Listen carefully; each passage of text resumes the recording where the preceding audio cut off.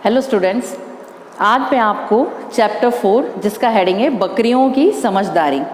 ये एक कहानी है जो बकरियां होती हैं, आपने देखी है ना बकरियां, तो वो बकरियों की क्या समझदारी थी वो इसमें बताया गया कि उन्होंने कैसे अपनी समझ का प्रयोग किया, मतलब कैसे अपनी समझ को समझदारी से काम किया उन लोगों ने।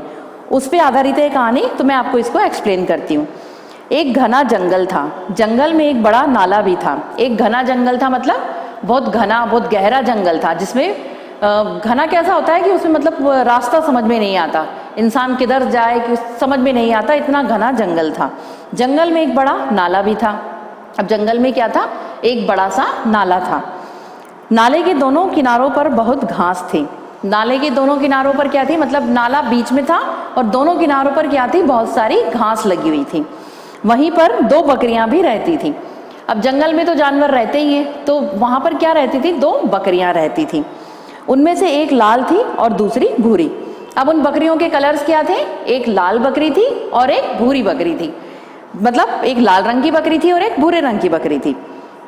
दोनों बकरियां रोज नाले पर घास चरने जाती थी। अब दोनों बकरियां क्या करती थी, घास चरने कहाँ जाती थी, उसी नाले के पास, मतलब उस नाले की दोनों और घास लग रही थी, तो ये दोनों बकरियां वहां रोज घास चरने जाया करती थी। एक दिन की बात है, भूरी बकरी नाले के किनारे घास चर रही थी। लाल बकरी दूसरे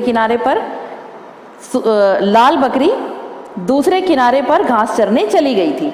अब एक दिन की बात है, भूरी बकरी क्या कर रही थी, नाले के किनारे पर घास चर रही थी, मतलब भूरी बकरी जो थी, भूरे रंग की बकरी, वो नाले के किनारे घास चर रही थी। तो लाल बकरी क्या हुआ, लाल बकरी आई और दूसरे किनारे पर चली गई, नाले का जो दूसरा किनारा था वहां पर घास चरने चली गई थी। भूरी बकरी घास खाते खाते दूर चली गई। अब भूरी बकरी क्या हुआ, भूरे रंग की जो बकरी थी वो घास खाते खाते दूर निकल गई। रुककर उसने इधर उधर देखा, उसने रुकी वो और इधर उधर देखा, तो उसने सोचा कि नाले के उस पार अच्छी घास है, मुझे भी वहीं चलकर घास खानी चाहिए।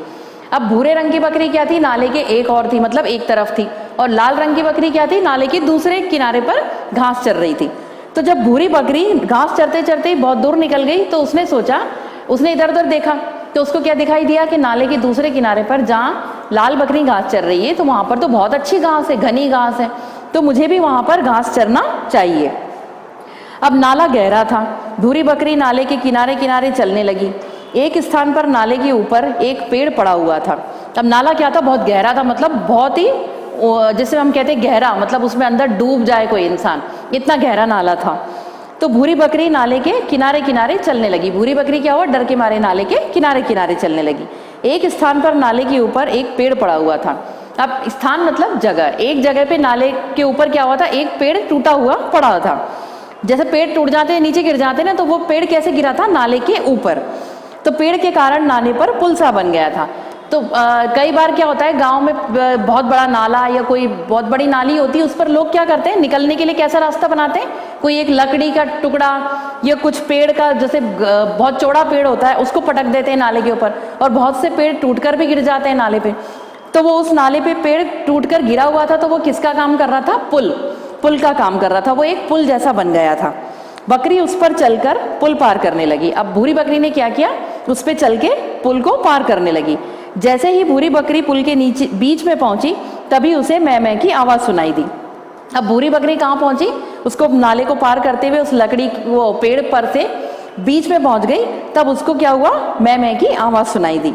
उसने देखा सामने से लाल बकरी भी आ रही है। तो भूरी बकरी ने क्या देखा, सामने से कौन सी बकरी आ रही है, लाल रंग की बकरी। भूरी बकरी ने उससे पूछा, बहन तुम कहाँ से आ रही हो। भूरी बकरी ने क्या पूछा लाल बकरी से कि तुम कहाँ से आ रही हो। लाल बकरी ने कहा, उस किनारे से वापस आ रही हूँ। तो लाल बकरी ने उसको क्या कहा, भूरी बकरी को, कि मैं उस किनारे से वापस आ रही हूँ, मतलब वो नाले के दूसरे किनारे पर थी, तो वो उसने कहा कि मैं उस किनारे से इस किनारे पर आ रही हूँ।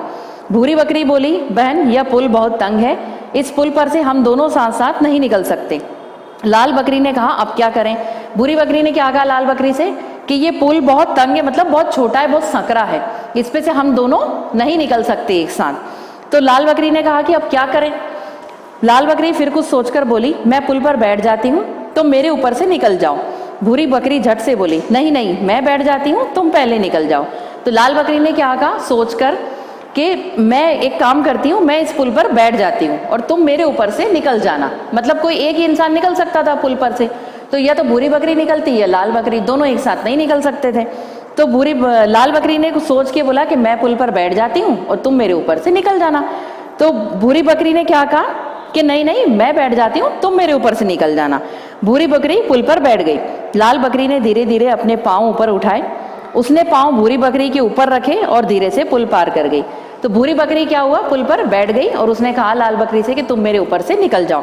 भूरी बकरी जब पुल पर बैठी तब लाल बकरी ने धीरे धीरे से अपने पाँव उठाए और वो भूरी बकरी के ऊपर से पुल पार करके निकल गई। अब इसके बाद भूरी बकरी उठ खड़ी हुई, वह भी नाले के दूसरे किनारे चली गई। इस प्रकार दोनों नाला पार करने में सफल हुई। अब ये आपको पता है इस कहानी में क्या बताया गया है कि जैसे पहले दोनों ने क्या डिसाइड किया कि एक बकरी बैठ जाएगी और दूसरी बकरी उसके ऊपर से चढ़ के पुल पार कर लेगी, क्योंकि दोनों बकरियां एक साथ पुल पार नहीं कर सकती थी। तो वो एक के बाद एक बैठ गई, उसने दूसरी ने पार कर ली उसके ऊपर से, फिर दूसरी ने वो नदी नाला पार कर लिया।